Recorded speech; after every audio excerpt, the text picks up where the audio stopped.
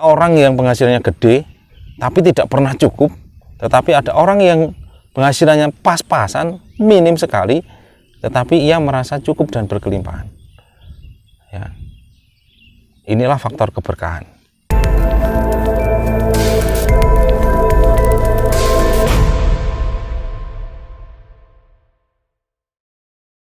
Assalamualaikum warahmatullahi wabarakatuh. Apa kabar sobat Mr. C dimanapun Anda berada?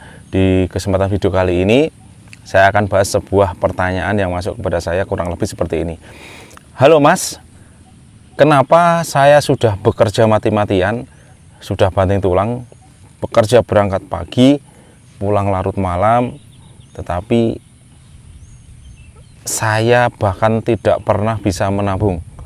Saya bahkan sama sekali tidak punya investasi, dan keuangan saya selalu boncos, selalu bocor, bahkan ya punya hutang.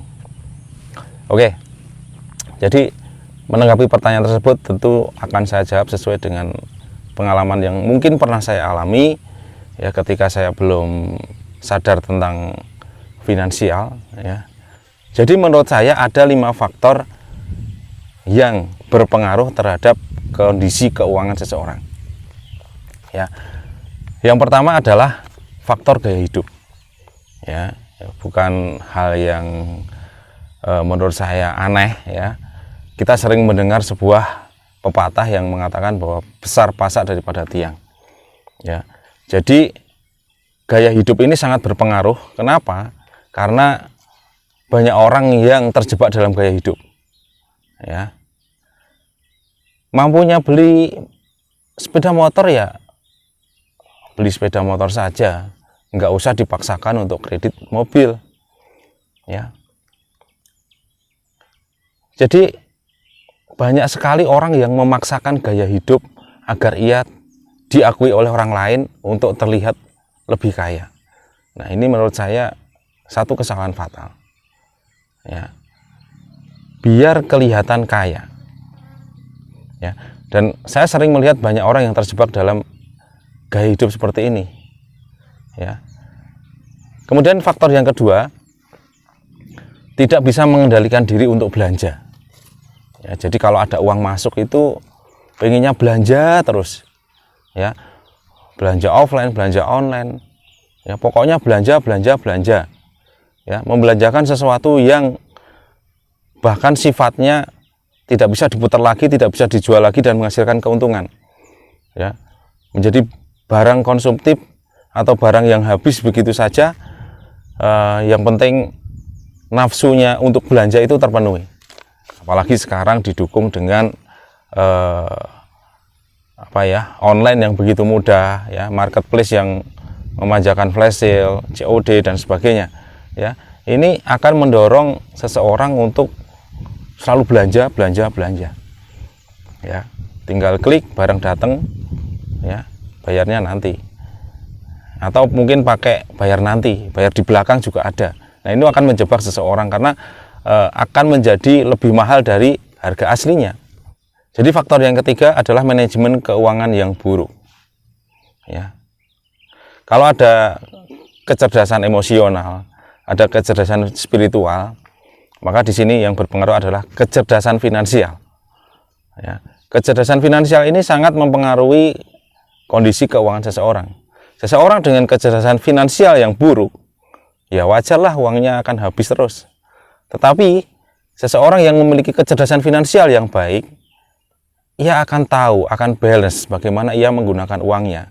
Mana yang uang buat belanja, mana yang uang untuk memenuhi kebutuhan hidupnya, mana uang yang untuk investasi, mana uang yang diputar lagi untuk menghasilkan profit ya, untuk dagang misalkan, untuk jualan misalkan. Jadi kecerdasan finansial seseorang tentu akan sangat berpengaruh besar terhadap kondisi finansial seseorang ya. Kenapa?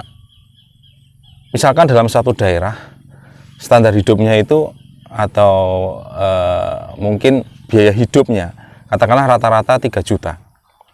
Ada orang yang 3 juta itu cukup, ada orang yang 5 juta itu cukup bahkan bisa menabung, bisa berinvestasi.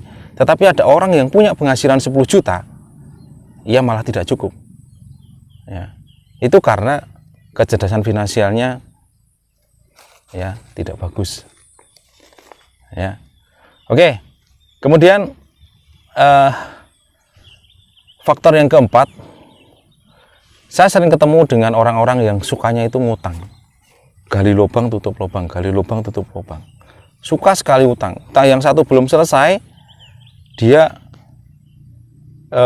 sudah hutang ke orang yang lain. Ya, saya pernah mendengar cerita ada seorang ibu yang terjerat hutang pinjol itu sampai di atas 25 akun. Ya, hutang yang semula cuma 1 juta bisa sampai di atas 25 juta. Ya. Karena mindsetnya adalah suka ngutang. Ya. Mungkin banyak orang yang seperti itu. Ada nggak orang di sekitar Anda? Ya. Kalau ada sedikit masalah keuangan, larinya cari hutangan, cari hutang. Ya. Tidak berpikir bagaimana cara lain tidak harus atau tanpa hutang.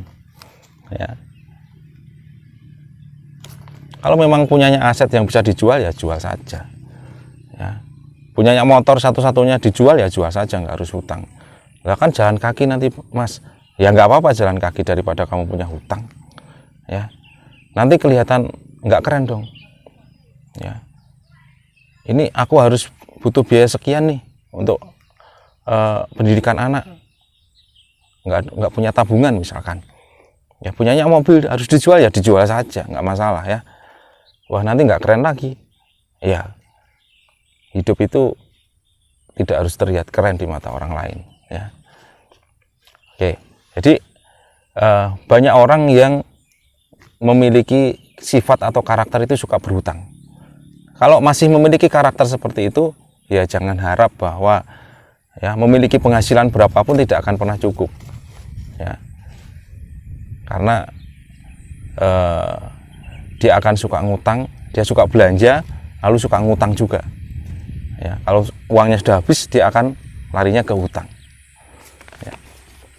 Oke, itu tadi faktor yang keempat. Dan faktor yang terakhir, nah ini nih yang penting.